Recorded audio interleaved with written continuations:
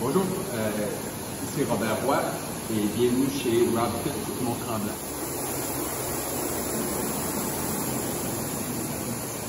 OK, bonjour. Aujourd'hui, on parle de renforcement musculaire pour le vélo. Donc, quels sont les avantages? Donc, on peut se retourner vers la science, qu'est-ce que la science nous dit.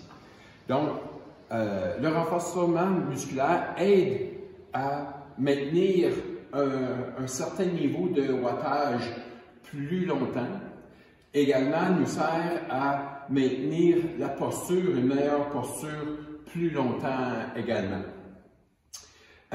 Aussi, au niveau de la densité osseuse, parce qu'on sait que des cyclistes, même chez les cyclistes professionnels, qui font uniquement du vélo autrefois, maintenant c'est pour ça qu'ils en ont intégré, les cyclistes perdent de la masse osseuse. Donc, le renforcement musculaire aide avec ça, parce que le vélo n'est pas un sport où on doit soutenir son poids.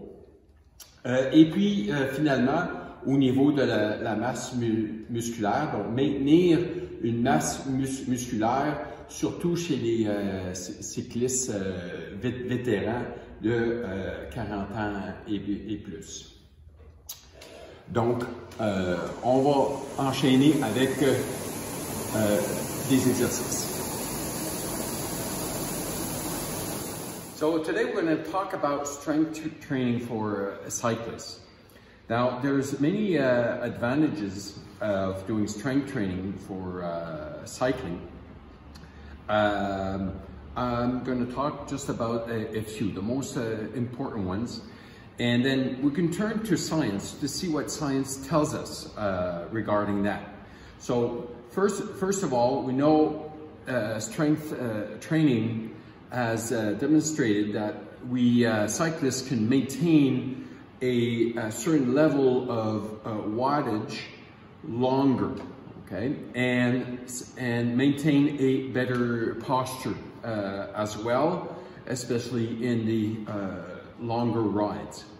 Another important aspect is regarding bone density. So it has been shown that cyclists that engage only in cycling actually lose bone density because cycling is not a weight-bearing activity. So incorporating weight training will help to maintain that bone density. And finally, muscle mass. So as we age, the older cyclists we lose muscle mass. So doing strength training will help to maintain that muscle mass later. Donc pour le renforcement, j'ai un circuit de 6 exercices. C'est certain qu'il y a beaucoup plus que 6 exercices qu'on peut faire, mais dans le fond, j'ai priorisé les 6 ici. Regardez dans les commentaires pour le nombre des exercices et le nombre de répétitions. Idéalement, ce serait de faire 3 séries complètes. Donc, on fait un exercice, ensuite le deuxième et on enchaîne avec une petite pause à la fin. So, the circuit I have for strength training for biking, I have 6 exercises. Of course, there's a lot more, but what I've done here is prioritize these 6 that you can look in the comments below to see the names, the reps, and you want to try to do 3 full circuits of this exercises. So you do one after the other. Take a little pause at the end, 45 seconds to 1 minute, and then do 2 to 3 sets. Donc, un des premiers exercices qu'on va faire, donc parce que en vélo, la position de vélo exige une certaine position avant des épaules. Donc, on veut travailler pour être capable de maintenir une meilleure posture. So cycling is a sport where you're very much have to bring forces the shoulders to stay forward. Okay, so we're going to do an exercise to work on opening the posture. Donc on va ouvrir, donc assis, les mains juste derrière la tête. On va partir les coudes à l'avant et venir le plus loin possible jusqu'à l'arrière. Et puis revenir. So you're reaching as far back, hold 1 or 2 seconds, and then come back.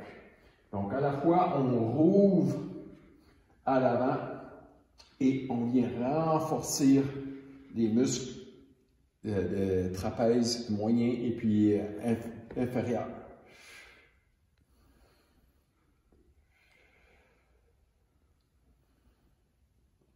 OK, on enchaîne avec un exercice de jambes.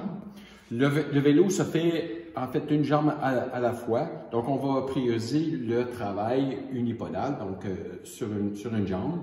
Et je peux travailler à un niveau de force sans être obligé d'avoir une grande charge. So, we're going to do a leg work, single leg work, because cycling is a single leg exercise, and so we'll be able to do more work, more load without carrying extra weight. So in front sur le devant d'une chaise, vous allez prendre un petit peu plus grand qu'un pas. So you're going to take a little longer than a normal step. Vous allez placer le pied là, le pied à l'arrière, à l'envers. So back foot, we want it upside down. Le but, c'est on veut pas mettre de poids ici. Okay? So évitez d'être trop loin. So make sure that you're not too spread out. Okay? C'est mieux d'être un peu plus compact. Donc, on va descendre aussi bas que vous êtes capable et puis remonter. On veut le poids sur la jambe avant. So, down as low as you can and then back up. Pressing, you can add an exterior load. On peut ajouter du poids externe.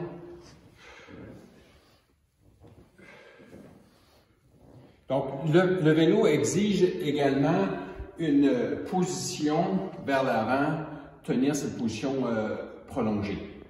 Donc, on va travailler dans cette position-là à travailler cette posture ici. So, cycling forces you, the position of cycling forces you to have a forward posture. So, we want to work in this position to make it stronger. So we think of it as a back exercise, but it's very much a core exercise as well. Donc c'est un excellent exercice pour travailler le tronc. Donc en position penchée avec un dos plat, so it's important to have a flat back. Okay? On commence ici et on monte et j'expire en haut. Okay, attention de ne pas être trop levé. Careful not to be too up. It's better to be down. Weight, shift your hips back. On veut transférer le bassin vers l'arrière, sentir le poids sur les talons également. Et on rapproche les omoplates en tirant. Bring your shoulder blades together as you pull. Donc, voici un exercice, travailler jambes, mais également beaucoup la chaîne postérieure. Donc, chaîne postérieure, on parle de fessier, dos et puis ischio. So now this is a great exercise to work legs, and mostly posterior chain. So we're thinking about the glute, low back, hamstring. Donc, prenez-vous un linge sur un plancher qui glisse. On fixe une jambe. So one leg stays fixed, the other one, just place your foot on a rag. Okay? Donc, on va glisser la jambe à l'arrière, tendue, et je prends appui sur la jambe avant, fléchie, et ensuite je pousse dans le sol avec la jambe avant pour remonter. So I slide back, leg is straight, I press down into the floor with the front leg to come back up. Go and you lean forward. On veut incliner vers l'avant et on remonte. Et ensuite, on change de côté. Asseyez où vous pouvez descendre assez bas, pas trop bas. Press down. Donc, vous allez sentir le travail au niveau de la chaîne postérieure. So you should really feel work on the posterior chain. OK, un des éléments importants pour le vélo, c'est certain, c'est la force du tronc. So one important element is its core strength for cycling. Donc, vous allez vous prendre un banc ou une chaise. So take a chair or a bench. You're going to do a plank on it. Donc, on fait la planche comme ça. On maintient la position et je tire un genou vers l'avant et j'alterne.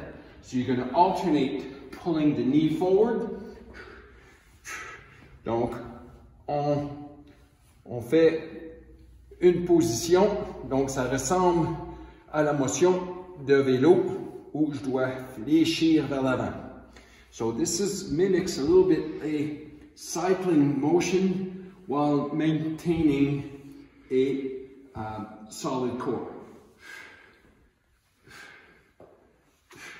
Alors, une advanced version, une version un peu plus avancée, ça peut être fait sur le ballon où qu'on doit vraiment maintenir la stabilité beaucoup plus. So, the advanced version, you have to maintain, with the ball, a lot more work is being done. Donc, c'est important de développer de l'explosivité pour le vélo. So, it's important to develop explosiveness also for biking. Donc, sur une marche, ou si vous avez un step, on peut le faire. So you can do this on a step or a bench. Donc on veut commencer fléchi. So you want to go down and you want to explode up. Donc on veut exploser vers le haut. Hop, atterrir, je reviens. Hop. Okay, so the important is to get the explosiveness. I could do this also without the step. Je peux faire ça même sans marche. L'important, c'est d'exploser vers le haut et d'atterrir. Et je reviens. So the important is to try to jump as high as you can. Donc, j'espère que ce vidéo vous a plu. Vous pouvez vous mettre membre de notre canal. Comme ça, à chaque fois qu'on a un nouveau vidéo, vous allez recevoir un notice. So, I hope you like this video. Subscribe to the channel so that when we come out with a new video, you'll be notified. Merci. Thank you.